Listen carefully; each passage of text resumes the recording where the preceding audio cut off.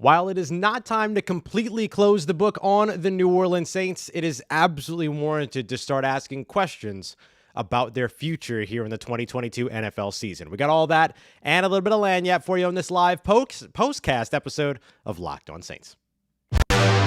You are Locked On Saints, your daily New Orleans Saints podcast, part of the Locked On Podcast Network, your team every day.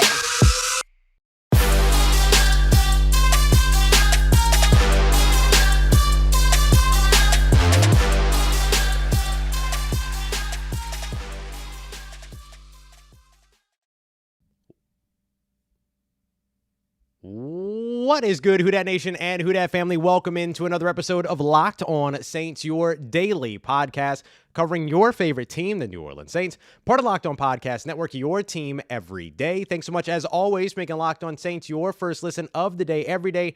Don't forget that we're free and available on all podcast apps and on YouTube as well. And I'm your host, Ross Jackson, at Ross Jackson Nola on Twitter, your New Orleans Saints expert, credentialed member of the media, and of course, here with you every single day on Locked On Saints, part of CrescentCitySports.com, USA Today Saints Wire, Tuesday over on Locked On NFL, and of course, here with you every single Monday through Friday. Today's episode of Locked On Saints, this postcast brought to you by our friends over at Prize Picks. Thank you very much, as always, to Prize Picks for sponsoring everything that we really have going on here throughout the week. All you have to do is head over to prizepicks.com, pick 2 to 5 players, and pick whether or not they're going to come in at more or less than their sort of projected, their Prize Picks projections, and you can win up to 10 times your entry. That's prizepicks.com/locked on if you want to go and, or promo code locked on if you want to go and check them out. So we're here with you for a live episode, a postcast here. So we're going to be about 10-15 minutes breaking down this matchup between the New Orleans Saints and the Carolina Panthers, and I'll have a more expanded version or episode of you for this conversation for Monday morning. But the New Orleans Saints struggling in this one, a 14-22 loss for the team. Not what you expected here in Charlotte, North Carolina, which you can see right here just behind me. The New Orleans Saints struggled quite a bit in this one, and usually I'm the positive guy. I'm the guy that comes in and is kind of talking about how, hey, look, the Saints can turn this around. They'll be okay. It's not time to hit the panic button. And while I don't think that it's necessarily time for you to completely close the book on this team, time is running out. So as I have written here in our postcast notes, the book isn't necessarily ready to be closed, but the New Orleans Saints need to quickly turn to a new page, because at this point, you're consistently committing turnovers. The offense coming out stagnant yet again for the third week in a row. 5 different 3-and-outs in this game. Another multi-turnover game. And now the New Orleans Saints are on the wrong side of a 3-to-1 takeaway to giveaway ratio so far on the season, with 9 turnovers and only 3 takeaways. They come to Charlotte, a team that hasn't won a game in 9 straight contests, that hasn't turned the ball or forced a turnover so far this season. And the Saints turn the ball over 3 times. They get a blocked field goal and they lose. That's not necessarily what you're looking for this New Orleans Saints team that we thought was going to be, a really, really good team here going into 2022, and certainly are on paper. But now this New Orleans Saints offense, which has struggled to move the football and get going and find a rhythm early on in the season, with the with the weapons that they have, Jarvis Landry, Michael Thomas, Chris Olave, Alvin Kamara. Now, despite the fact that you have or had all of those weapons and you haven't been able to get anything going on offense, now you're dealing with injuries over on the offensive side to some of those very players that are supposed to be the difference makers for you there. So if you weren't able to get it going with them on the field, it becomes a little bit challenging to imagine how you get it going with them not on the field. So the Saints in concerning territory here, and me talking about this team in a way that I haven't had to since 2006, where you always felt that this team was going to be in it. You always felt that no, sort of deficit was insurmountable for this team or whatever it might be. And now all of a sudden you're starting to be a little bit concerned about this team. And I don't think that it's unwarranted. As I mentioned, I think that it's okay and it makes sense. It's justified to ask questions about this team and its future right now. I mean, even on the defensive side, struggling with tackles. You saw 2 missed tackles, one by PJ Williams, one by Tyrann Mathieu on that big, 67-yard touchdown catch and run by wide receiver Laviska Shenault to the Carolina Panthers. You had the scoop and score from Alvin Kamara, who rarely fumbles. It was only his 8th fumble in 75 career games. That one gets returned for a touchdown. And if your offense isn't able to put points on the board, but then they start giving up points instead, you're not going to win games that way. And it becomes very, very hard. It becomes very, very challenging for a team to win games in those types of situations. So for the New Orleans Saints, they have to get this figured out, and they have to get it figured out quickly. I mean, they have a game here to where they're traveling all the way to Europe here this week to take on the Minnesota Vikings, and then they go back home to have a game against the Seattle Seahawks, both of which are games that under usual circumstances, we would say are winnable games for the New Orleans Saints. And so they need to be able to win those before the schedule gets really, really tough as they continue to move forward. No, Taysom Hill was not a healthy scratch. He was injured. So I think that when you look at the New Orleans Saints here, they've got to start answering these questions. They've got to start to be able to get it all done. And the word that you hear Jameis Winston evoke, that you hear Dennis Allen evoke, is that of execution. Figuring out, the execution over on the offensive side in particular. But what happens when you can't execute is that you become very quickly a good team playing bad football. And it's really hard sometimes to discern the difference between a good team playing bad football and a bad football team. That margin is really thin, right? So the Saints have to be able to get this figured out, and it's hard to see how they're going to figure it out on a week-to-week basis. I don't know what you want to point to here. I don't know if you want to point to the penalties. That's certainly one that you can look at. The Saints had 3 of their 5 3-and-out drives where they had at least 10 penalty yards on those. So shooting themselves in the foot, not even able to take a step forward because they're busy taking a step behind. You had the fumble that led to the scoop and score. You're letting free blitzers come off, and Jameis Winston kind of spoke about that a little bit with the 0 blitzes that Carolina was running, which effectively means cover 0, to where there's no safety deep. Instead, they're just sending more people than you can block over on the offensive side. So if you're able to get that immediate pressure, you're going to be able to close in. So that's how they got their sack. That's how Carolina also forced one of the interceptions, which I don't really hold the interceptions against Jameis at all. I know they're going to go against him on the stat sheet, but one of them got batted up in the air and intercepted by a defensive lineman. And the other one, you've got 17 seconds left in the game. You're just trying to make something happen downfield. So, everything else really became the issue. Missing open receivers, not, 2 opportunities to connect in the corner of the end zone that weren't there. Passing on, an open Adam Troutman who's just streaking over the middle of the field, and open Alvin Kamara at one point. Blocking on the offensive line, the missed tackling on the defense, special teams even. You've got 3 missed field goals in as many games, plus a blocked field goal in this game in particular. So, I don't mean to pound on. I don't want this to turn into, a complete, kind of distraught situation here as I discuss this game and I discuss this team. But I do want to say that, if you're looking at this team right now and you're saying, hey, they're going to be able to fix it, no need to worry about anything, you could just ignore it, then at some point you have to be able to say that's disingenuous. And so I'm not going to be disingenuous here. I'm going to tell you that the New Orleans Saints are struggling and they're going to need to figure things out pretty quickly. And I'll tell you kind of what they need to figure out here, because some of it is penalties, some of it is getting going on the offensive side, but there's a specific element for the New Orleans Saints, particularly in their passing game. They just simply have to be able to get cleaned up. And maybe if they can do that, then the changes become, or the improvements become way more articulate, as we look forward to it. But so we'll talk about that here as we continue on with our postcast, our live postcast here, wrapping up and discussing this New Orleans Saints loss. Before we get to that, though, I want to tell you about our friends over at Prize Picks. So I just mentioned here a moment ago, Prize Picks is the way that fantasy sports really kind of should be played as far as I'm concerned. You don't have to play against other players. You don't have to play against somebody else's lineup, anything like that. You simply pick 2 to 5 players and then try to project whether or not they're going to come in at more or less than their Prize Picks projection.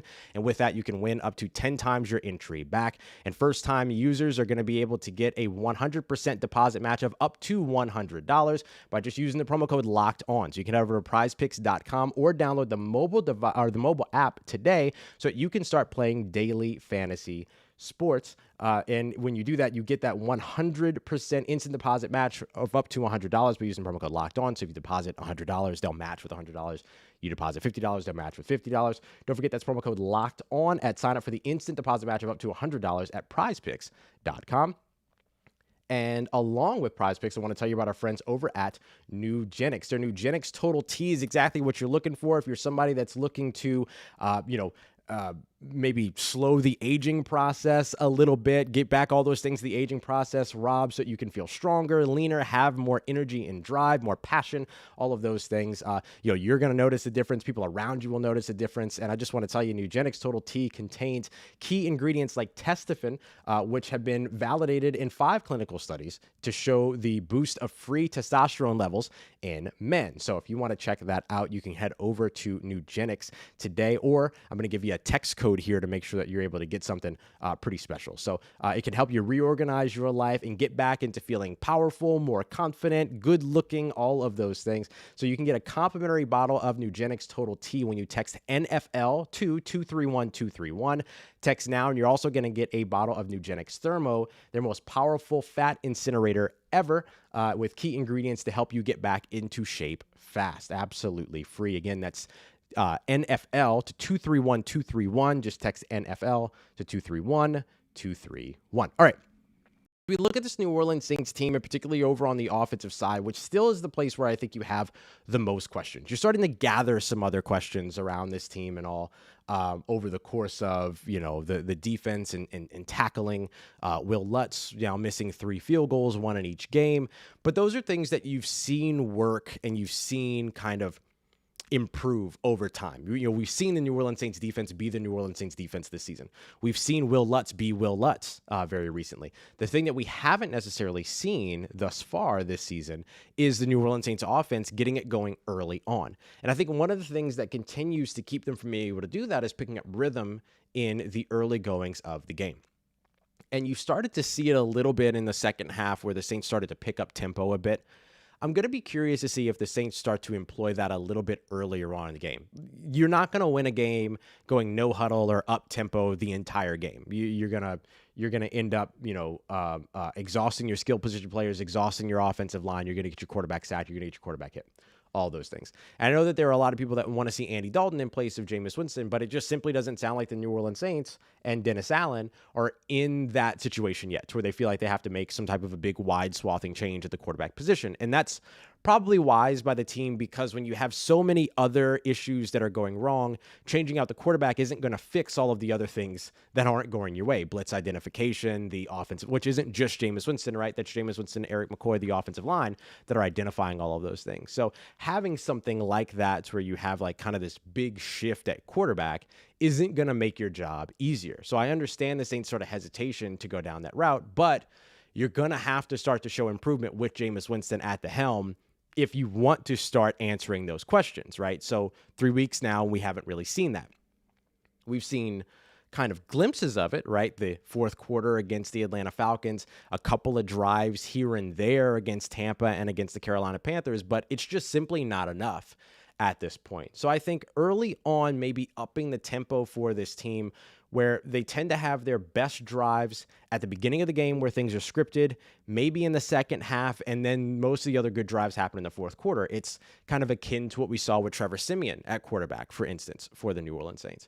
So what they need to be able to do here is find success early on the offensive side, and they're going to have to start scheming that themselves.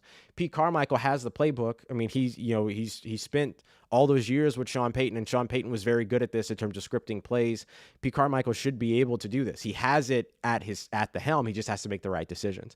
Dennis Allen has to be able to make the right decisions in terms of where this team is headed and what their identity is, all of those things. So until they start to get those things together and they stop putting the ball on the ground and turning the ball over, we're not going to see much improvement from this New Orleans Saints offense. So I think maybe an up-tempo, high-percentage kind of approach, particularly in the passing game early on, might help to kind of settle things in, get things slowed down, and then put them in a situation to where they're able to actually build some momentum to be able to propel them throughout these games. The issue is that they keep stepping on their own toes, right?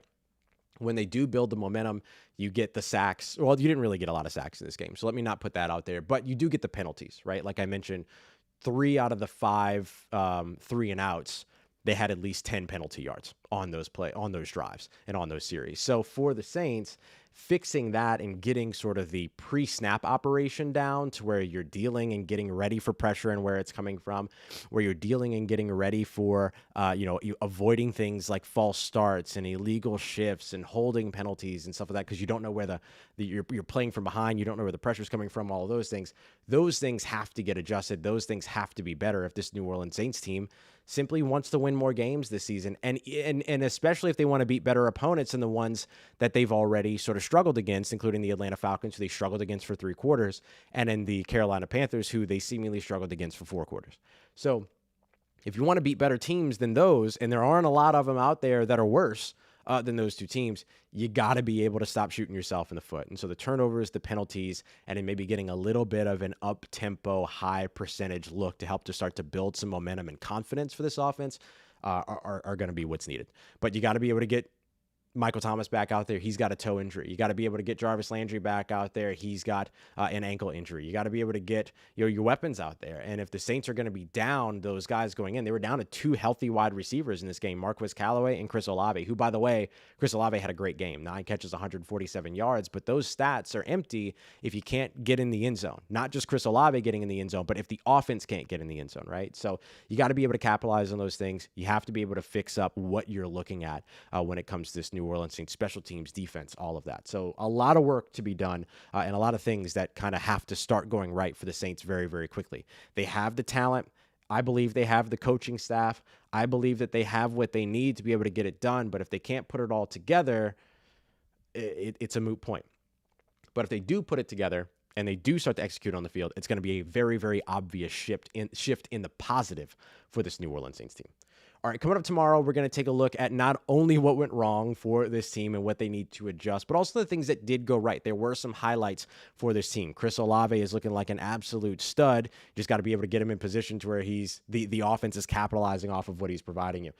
Pete Werner continues to answer questions and I think look like the guy that clearly the New Orleans Saints saw when they decided to pass on going back to Quan Alexander. So there are some positives here the New Orleans Saints can build around, but how do they build around them? We'll try to answer that in tomorrow's Monday episode here on Locked On Saints. So that's going to do it for this postcast episode. I appreciate y'all very much, as always, for making us your first listen of the day every day. Make sure you go and check out Peacock and Williamson, the NFL show, so you can get all of your NFL news and analysis for this week in less than 30 minutes. And make sure you come back for another full episode of Locked On Saints late Sunday night, early Monday morning. Appreciate y'all, as always, making me a part of your day, a part of your routine, for saying yes to me and the show.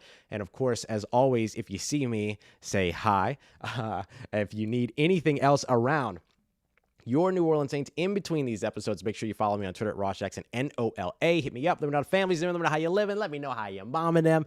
Big thank you to everybody that's here for the live postcast. We appreciate you very much being here. Make sure you hit that like button on the way out. As always, I'll holla at you.